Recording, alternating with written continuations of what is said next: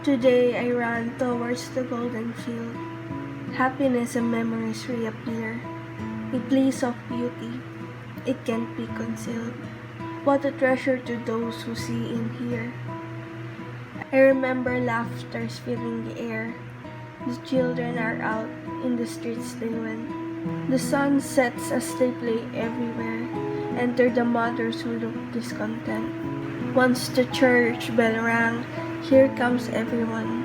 The plaza lit up as the breeze passed by. The music started, thus the fun began. What a memory, I can't say goodbye. Oh indeed, this place is what I call home, where all my precious memories are grown. Pulilan is such a peaceful town. It's not that noisy, and it reminds you to relax. There's no rush, old but rich. In terms of heritage sites, farmlands, old houses, culture, and history. Also, you can feel that sense of community. Although the town is relatively small, everyone knew each other. So as I traveled around town, I observed a few things. One of those is that people are very religious. However, it's not really surprising since majority of the residents here are Roman Catholics. This implies that I need to be careful when designing building because there are a lot of superstition and stuff like that. Also, majority of the people in here are farmers or the ordinary people. This means that I need to think of a project that doesn't really cost money or that it's generally free for all. As you can see, there are a lot of historical sites here in Pulilan. One of these historical houses, which is the Casanova Aguirre house, was just at the back of the site. This just implies that I need to be careful, especially in the height of my building, because we don't want to ruin the image of the historical site. Also, as we walk around the town, there's a lot of murals, paintings that are scattered here and there. These are my observations around the site. There are not a lot who goes out, and even if there is, it's mostly children or younger people. So now I'm proposing a project named Meta Garden, a community garden for the elderly. So the meta from the Meta Garden was inspired by the word metamorphosis of butterflies. It symbolizes change, hope, and it can also symbolizes courage. I want to make a place where the elderly can courageously embrace the next stage of their lives and enjoy it to the fullest. Encourage the elderly outside, to provide different recreational spaces to the elderly, to encourage interaction and collaboration within the community. For the objectives, the first one is to create multiple spaces that will be able to provide different recreations to the elderly. 2. Specifically provide recreational areas and activities that encourage interaction and collaboration. 3. To incorporate curves to make the space more interactive. The stakeholders are the elderly, adolescents and adults, children. On the top is the elderly. The program's primary goal is to provide recreational space for the elderly, adolescents and adults. The program is also encouraging the younger age group to engage in the recreational spaces.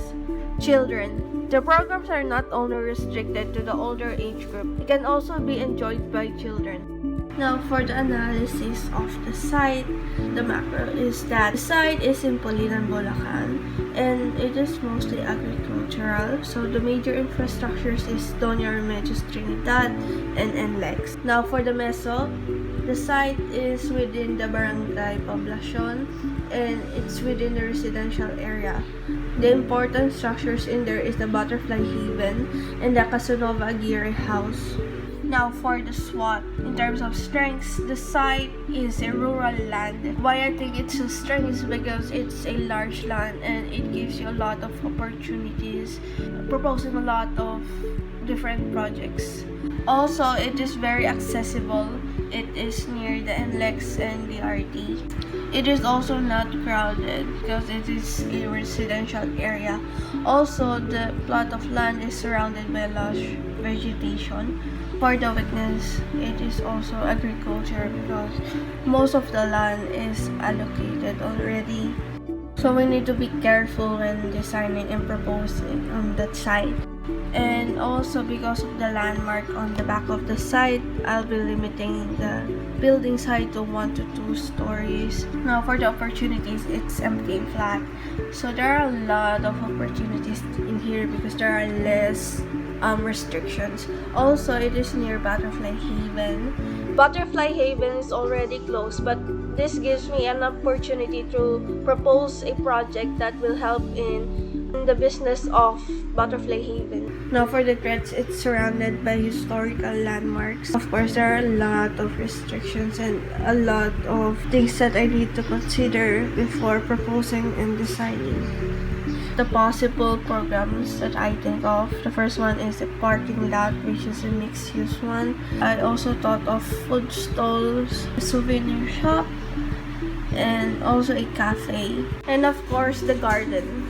The programs are divided into main and sub. For the main, we have garden, walking trail, pavilion, and art space. For the sub, we have the sitting area, storage, garden shed, and comfort room. Now here is the direct and indirect relationship. Now for the site studies. The size of the plot is 499.5 square meters or almost 500 square meters. Old usage is a parking lot. It is located in Poblacion, Pulilan, Bulacan. For the location, it is near a landmark, so it is easy to locate. Natural features, it is surrounded by lush vegetation. For infrastructure, it is located in an accessible road and near the main road. For the neighborhood, the site is within a residential area.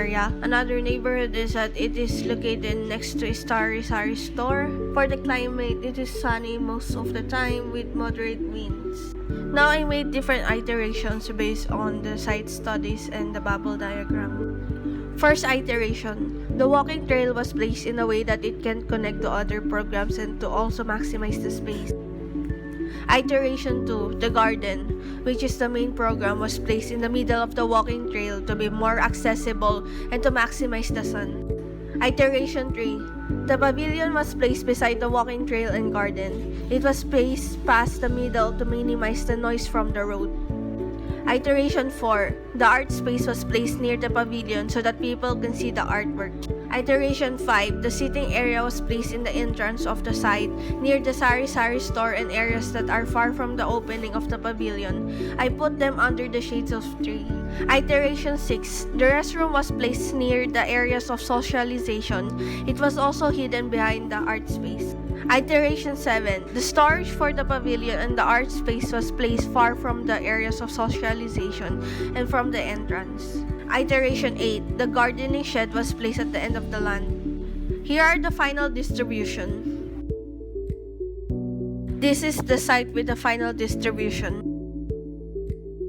For the conceptual development, I picked these 4 physical parameters because I think this will affect the overall design of my structure.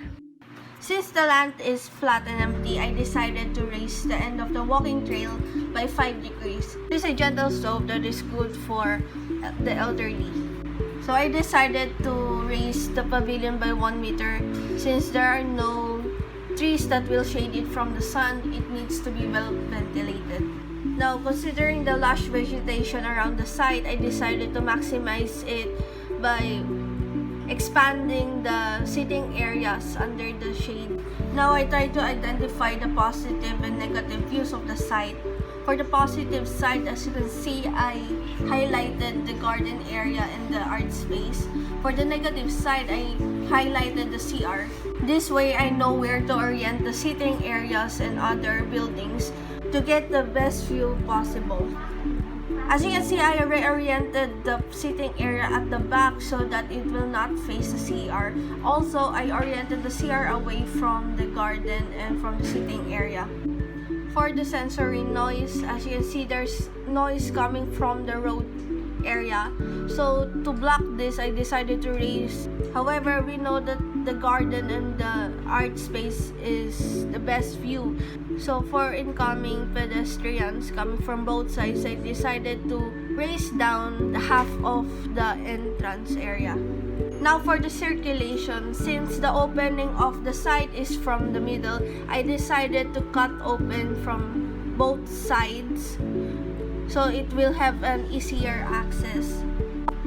Also, this will encourage the people from the sari-sari store to enter the community garden.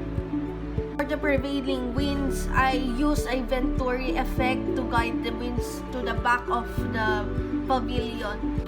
Since the site is enclosed with vegetation and buildings, there's a chance that the wind will just flow in one direction and it will impact the pavilion. To redirect this and to lessen the impact of the wind, I slice the pavilion into two and guide the wind to the back. I now use the sun path from the hot season and cold season to redirect the forms of my buildings.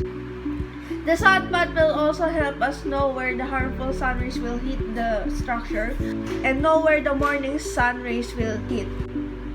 For the rain, what I did is I sloped the roof area where the rain will directly flow to the flower beds.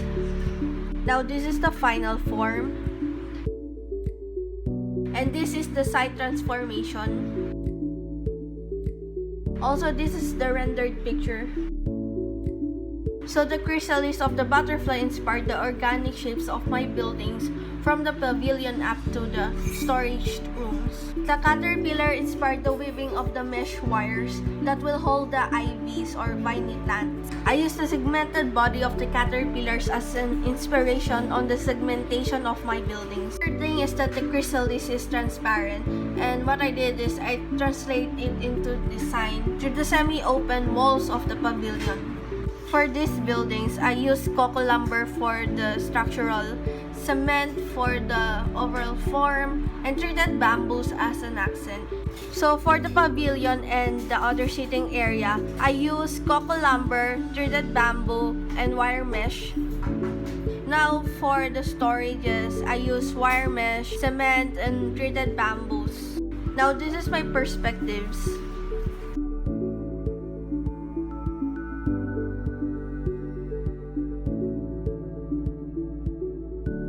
Now this is my walkthrough video.